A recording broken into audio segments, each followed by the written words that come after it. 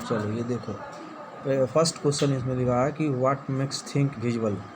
जब एक अंधेरे रूम के अंदर हम लोग कोई ऑब्जेक्ट को, कोई सामान को, कुर्सी, टेबल, बेंच, डेस्क को हम लोग नहीं देख पाते। इसमें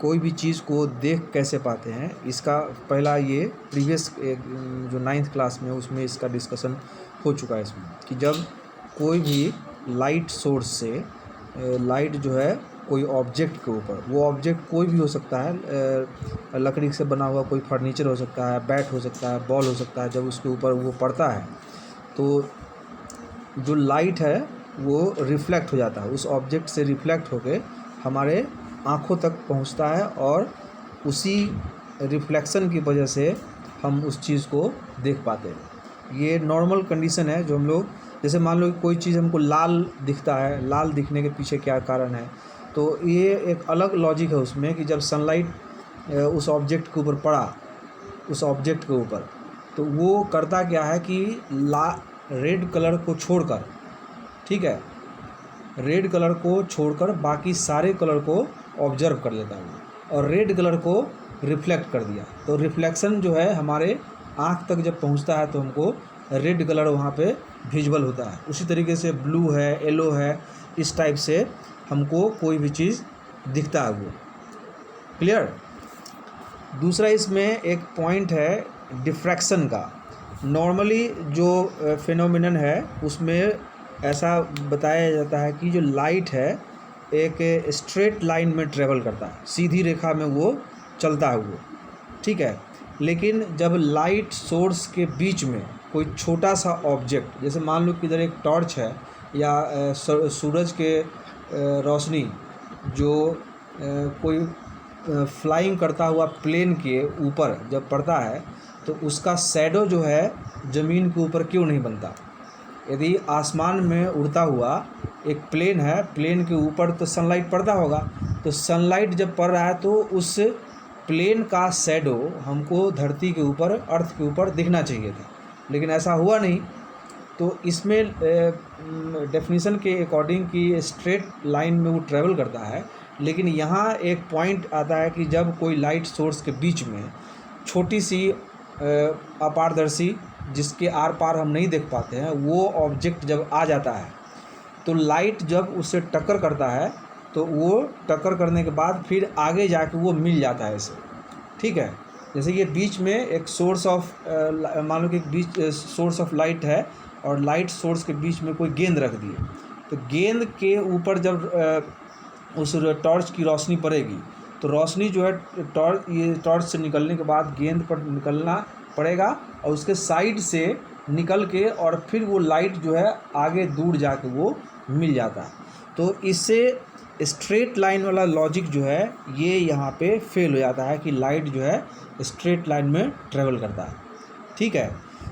तो दूसरा इसमें एक लॉजिक आया क्या, दूसरा इसका कॉन्सेप्ट ये है कि लाइट जो है वेव के रूप में ट्रेवल करता है। लाइट वेव के रूप में ट्रेवल करता है क्योंकि वेव जैसे साउंड है, तो साउंड यदि माउथ से निकल रहा है तो चारों तरफ लोग सुन सकता है, चारों तरफ वो सुनाई देगा उसको। उसी तरीके से लाइट जब ट्रेवल करता है तो वो भी साउंड के टाइप से, मतलब इधर से जब कहीं पे यदि उसके बीच में कोई बाधा आ गया, बीच में रुकावट आ गई, तो रुकावट के साइड से वो क्या होता है, वो निकल जाएगा। इस टाइप से कहा गया कि जो लाइट है वो वेव के रूप में ट्रेवल करता है। लेकिन इससे भी बहुत सारा कॉन्सेप्ट जो था लाइट से रिलेटेड वो फेल हो गया। बाद में लाइट को कहा गया कि ना ये वेव फॉर्मेट में है और ना ही ये पार्टिकल थ्योरी में है। इसको डिफाइन किया गया particle properties with wave nature, मतलब वेव नेचर का है लेकिन उसके अंदर पार्टिकल भी है। मतलब लाइट को 3 तरीके से डिफाइन किया गया है, एक वेव के रूप में, एक पार्टिकल थ्योरी के रूप में, और एक जो डिफाइन किया गया है particle property with wave theory में। समझ में आया। दूसरा इसमें है रिफ्लेक्शन ऑफ लाइट। जब कोई लाइट सोर्स से लाइट ट्रेवल करके कोई शाइनी सरफेस के ऊपर जब वो पड़ता है तो उसके बाद उसके रिफ्लेक्शन जो होती है, जिस तरीके से रिफ्लेक्शन और इंसिडेंट रे, ये जो पॉइंट है यहाँ पे एरो मार्क, ये सरफेस बना हुआ है, ये सरफेस है तुम्हारा मिरर का, प्लेन मिरर का। और प्लेन मिरर के ऊपर एक इंसिडेंट रे है। जो इंसिडेंट रे, ये एक रेड डॉट जहाँ पे ये दिख रहा है, तो रेड डॉट के पास जब वो लाइट पड़ता है तो यहाँ से एक डेफिनेट एंगल पे ये टर्न हो जाता है, मतलब इसको रिफ्लेक्ट कर दिया। इसको हम लोग नॉर्मल मिरर और टॉर्च के माध्यम से इसको हम लोग कर सकते हैं, ठीक है। तो ये जो इंसिडेंट रे है, जितना एक नॉर्मल एक्सिस के माध्यम के बीच में जो एंगल क्रिएट होता है, जो एक्स के रूप में लिखा हुआ है, या फिर इसको हम लोग एंगल ऑफ इंसिडेंस बोल सकते हैं, ये एंगल का मेजर एंगल ऑफ रिफ्लेक्शन के बराबर होता है। दो लाइन दिख रहा है, ये बीच में जो एक्सिस बना हुआ है, इस लाइन के बीच में इधर एक साइड में x है और एक साइड में y है। तो ये जो इंसिडेंट रे है, जब ये इंसिडेंट रे यहाँ पे मिरर के ऊपर पड़ेगा तो ये लाइट का रिफ्लेक्शन इस तरीके से होगा, ठीक है। रिफ्लेक्शन जब होगा और उसके एंगल को जब हम मेजर करेंगे तो दोनों एंगल का मेजर क्या होगा, बराबर होगा। यही यहाँ पे लॉ ऑफ रिफ्लेक्शन है कि angle of incidence is equal to angle of reflection. तो इंसिडेंस रे नॉर्मल एक्सिस के साथ जो एंगल क्रिएट करता है उसका मेजर, और इंसिडेंस के बाद जो रिफ्लेक्शन होती है उसका, दोनों का मेजर जो होगा वो इक्वल होगा। यदि मान लो कि यदि ये 50 डिग्री का है तो ये भी कितना होगा, 50 डिग्री का होगा, ठीक है। दूसरा इसका है लॉ ऑफ रिफ्लेक्शन का, the incident ray, the point of incidence and the reflected ray all are lies in the same plane.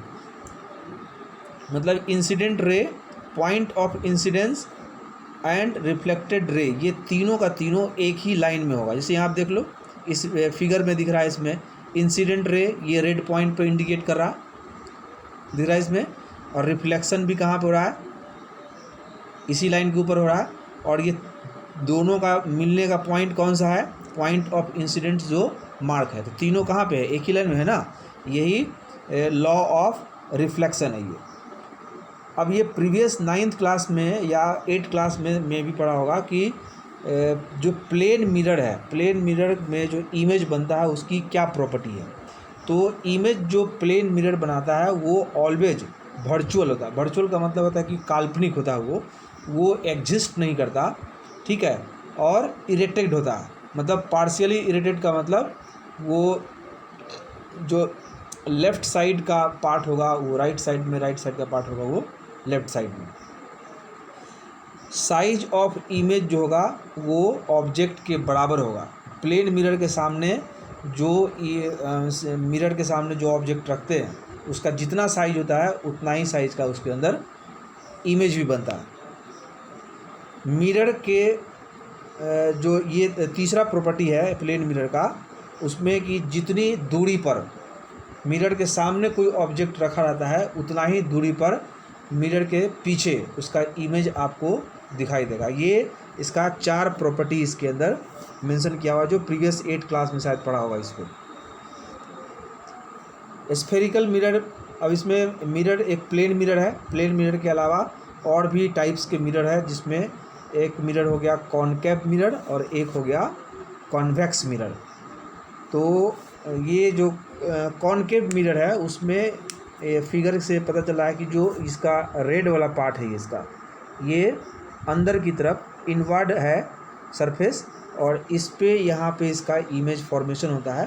तो इसका एक प्रॉपर जो डेफिनेशन है कि स्फेरिकल मिरर है whose reflection surface is curve inward, मतलब ये रेड जो दिखा रहा है ना, ये इसका रिफ्लेक्शन सरफेस है जो अंदर की तरफ है, केव जैसा बना हुआ, गुफा जैसा बना हुआ है, इसीलिए इस मिरर को हम लोग बोलते हैं कॉनकेव मिरर। यहाँ पे मेंशन भी किया हुआ है कि रेड सरफेस जो है इंडिकेट करता है किसको, रिफ्लेक्शन सरफेस को। इसके जो दूसरा टाइप है वो है इसमें spherical mirror whose reflecting surface is curve outside.